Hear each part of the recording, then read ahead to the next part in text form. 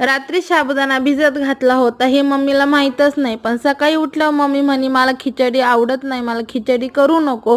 म्हटलं आता मी साबुदाणा तर भिजत घातला, आता ह्या साबुदाण्याचं करायचं काय. मग आयडिया लावली, साबुदाणा मिक्सरमधून काढला, मिरची बारीक केली, शेंगदाण्याचं कूट बारीक केला, मस्त बटाटे घेतलं तर किसून घेतलं, हे सर्व मिक्स केलं, मीठ टाकलं आणि थोडं पाणी टाकून चांगला गोळा तयार केला.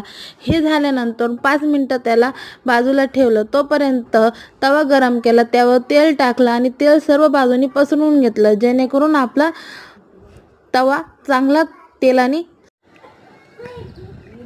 रात्री मम्मीला मी साबुदाणा भिजत घातला होता, तिला उपवास असल्यामुळे. पण सकाळी उठल्यावर ती म्हणाली मला खिचडी खायची नाही. म्हटलं तर हा साबुदाणा भिजत घातला, याचं करायचं काय. मग एक आयडिया लावली, साबुदाणा थोडा बारीक केला, शेंगदाण्याचा कूट बारीक केला, त्यानंतर मिरची बारीक केली, बटाटे किसून घेतले, हे सर्व मिक्स करून घेतलं. त्यामध्ये थोडं मीठ टाकलं व पाणी टाकून चांगलं मळून घेतलं.